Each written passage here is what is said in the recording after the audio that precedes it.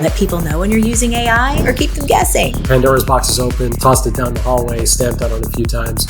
Organizations need to lean in and give guidance. Really real. If an employee can turn out a better work product faster by using AI, fantastic. Should firms disclose when they use AI?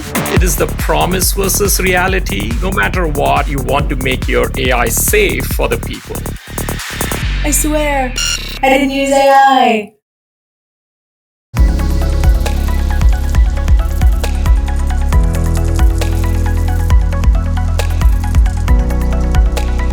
Hi, I'm Jill Wiltfong, Chief Marketing Officer for Korn Ferry, and this is Briefings, our deep dive into topics that corporate leaders need to care about.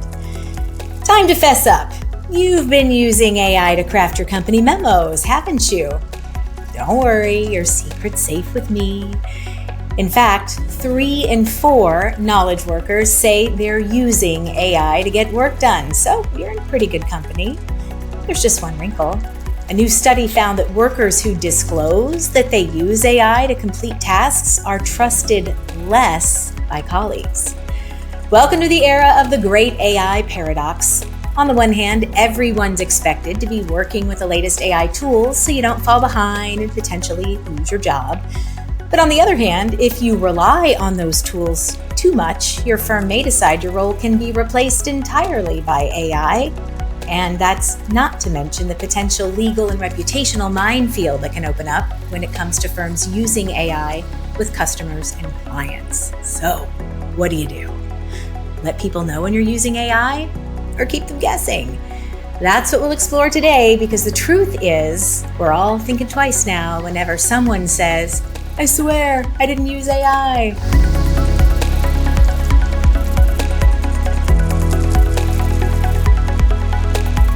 Before we start, if you're watching us on YouTube, please be sure to like, subscribe, and leave a comment to let us know your thoughts on this topic.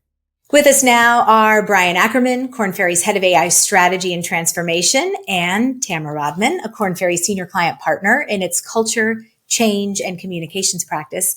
Both have extensive experience working with leaders on their communication strategies when it comes to addressing the AI elephant in the room. So thank you both for being here today.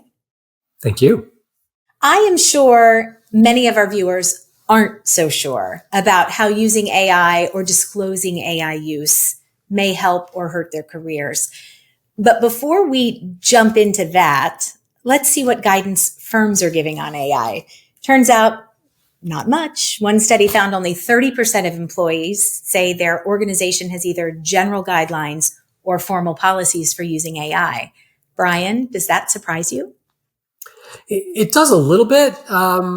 If I were to hazard a guess, I would think that perhaps they're hidden in an IT security policy document deep in the heart of somebody's intranet on page 87, right after, the laptop login policy. Yeah. So I would imagine that there's more official guidance than there is support in helping employees of organizations actually use it or understand the context and how the company wants the organization or individuals to use it. Let's say that more firms did have policies.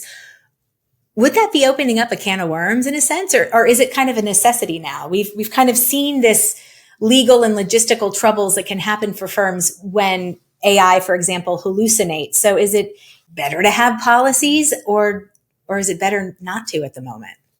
We're at the point now where, Pandora's box is open. Somebody ripped the cover off, tossed it down the hallway, stamped out on it a few times. So I think organizations need to lean in and give guidance as opposed to, wait for inevitably somebody to challenge how an individual and organization is using it. Let's kind of switch a little bit from the organization to the individual here. And Tamara, you'd mentioned an example of a senior leader who uses AI to write all their messages and another who uses it to generate thought leadership posts for LinkedIn. And in both cases, it's pretty abundantly clear to everyone that it's AI. So what do you advise leaders to do when it comes to this? Should they use AI at all? And if they do, should they disclose it? What are you kind of guiding people on? So the example that you mentioned, the reason it was blindingly obvious that it was AI generated content was that it was actually noticeably better than how those leaders typically communicated, right? It wasn't in their voice. I don't actually think there's anything wrong with leaders using AI to improve their communications. I think really the key is whatever it is that you as a leader are communicating, make sure it sounds like you. And if you find yourself thinking, oh, I would never say that, chances are other people are going to notice that too. You're really real. I mean, you're like a machine underneath, right? But sort of alive outside? I'm a cybernetic organism, living tissue over a metal endoskeleton. That's Arnold Schwarzenegger playing an AI protector in Terminator 2 Judgment Day. Fact may now be mirroring fiction perhaps in a little less dramatic fashion. As we mentioned, kind of 3 in 4 knowledge workers are saying they do use AI. But Tamara, employees admitting to using AI could be even riskier maybe than leaders doing so, since managers who see workers relying on AI too much, or at least the theory goes, could they decide the role isn't even needed? What is your advice for employees who want to show they're following their leaders' directives to embrace AI, but who also don't want to lose their jobs? Do they tell their bosses that they're getting help from ChatGPT? Do they not? What's your guidance for folks in that position? If an employee can turn out a better work product faster by using AI, fantastic. But when it comes to better, I think the key is making sure that you're not outsourcing sort of higher level thinking to AI, right? So, for example, you might use AI to analyze market data, identify trends, but when it comes to what do you actually do with that analysis? Now, that is where your human brain comes in. And that is your chance to shine. And I would not rely on AI for that. But to the extent that it can help you get to those informed recommendations faster, absolutely own up to it. There's still, of course, roughly a quarter of knowledge workers who aren't using AI in their workflow, despite all the encouragement that they're getting. Brian, what do you think leaders need to do to communicate better, or maybe just differently, in order to get even stronger AI adoption? So much of this uncertainty, in a lot of cases fear, around how the use of AI is going to be perceived comes right back to the organization not doing a good enough job of explaining themselves, of laying out the goals and aspirations of the organization when it comes to AI, what they expect of people, even if imperfect, how they expect this transition and this transformation to affect jobs. Organizations are not doing a good enough job to communicating that, which will then, even if it's imperfect or evolving, will make it a two-way conversation. Very nice. I do want to end by returning to the issue of AI policy. Tamara, even if it is high time companies had policies around AI use, that's easier said than done. How should leaders begin to think about framing those usage guidelines? Well, actually, Jill, what you just said is key. Think in terms of guidelines versus ironclad policies. I mean, it is impossible to account for every potential scenario. So I would say instead, think about the mindset you want to instill in people as it relates to using AI. I would say most of all, make sure that you would be proud to have your name associated to whatever that output looks like. Very good. Tamara, Brian, thanks for the discussion today. Really helpful to get your opinions and to get all of our minds kind of wrapped around this. Thank you. Thank you. We've looked at how companies should address AI usage internally, but how transparent do they need to be when it comes to using AI with clients and customers? We'll discuss after the break. Stay with us.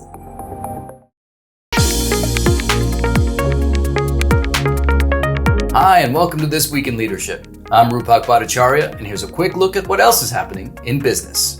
University grads will have to deal with one of the worst job markets in years. Hirings of employees with over 10 years of experience rose by 27% from 2023 to 2024.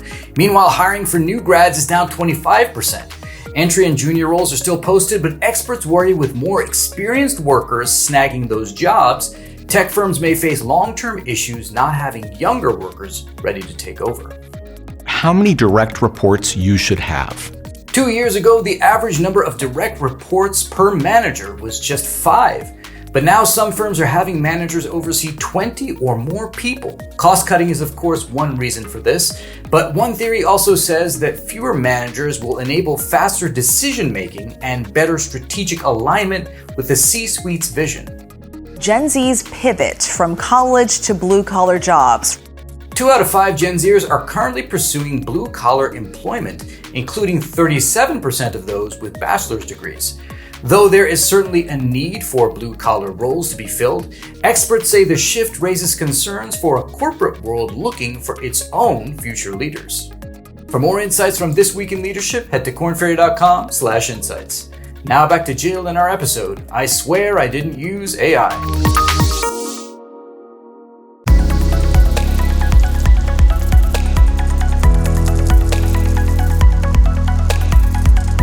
We stopped serving breakfast at 11:30.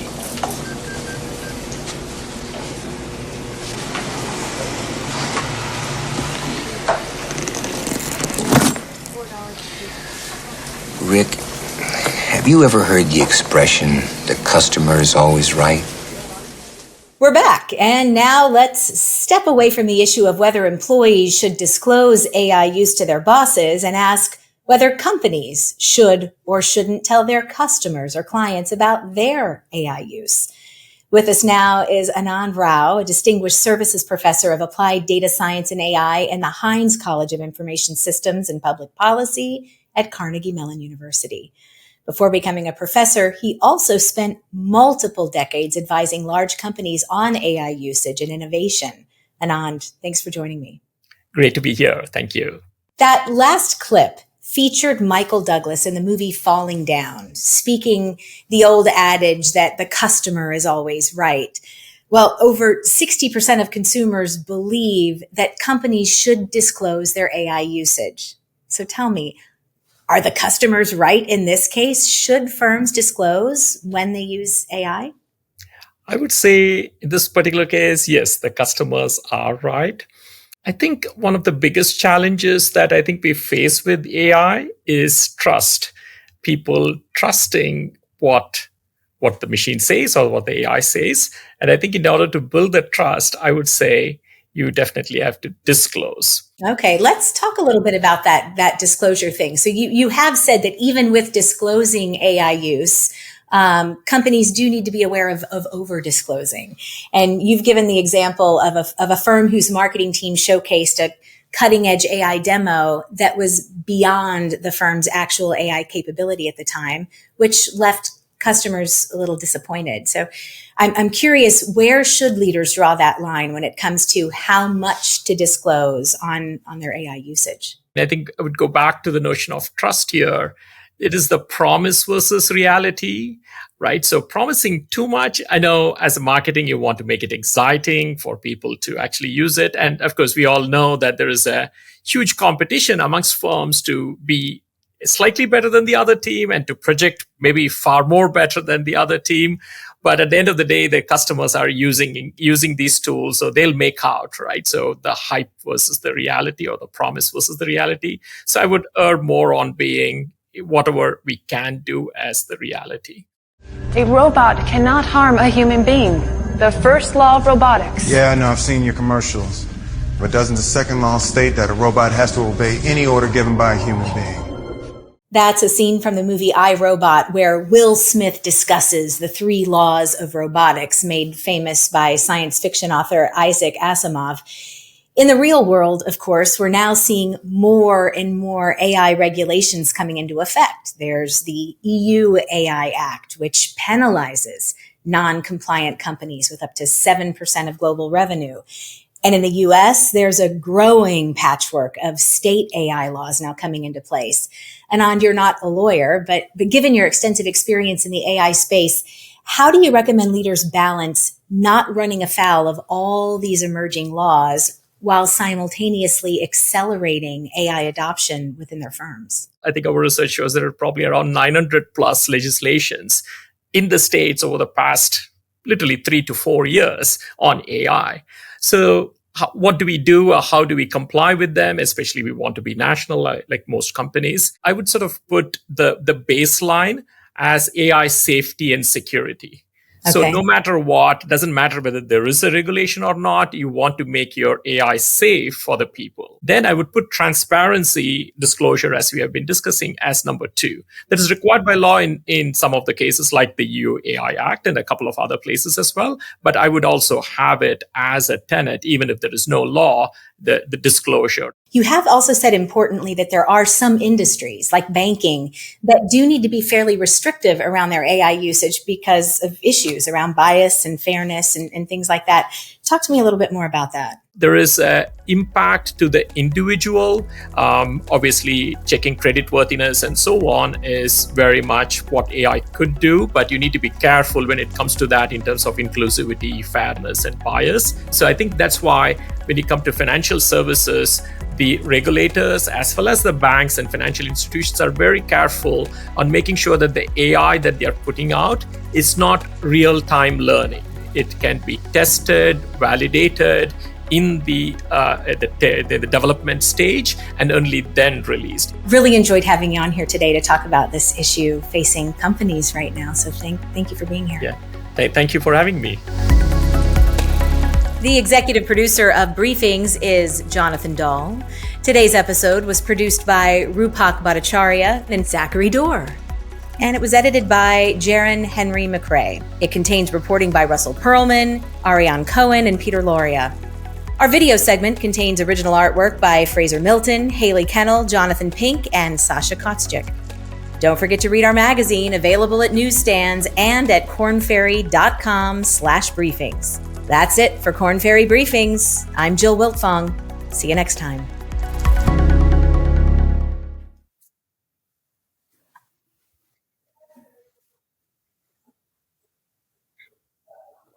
Hey!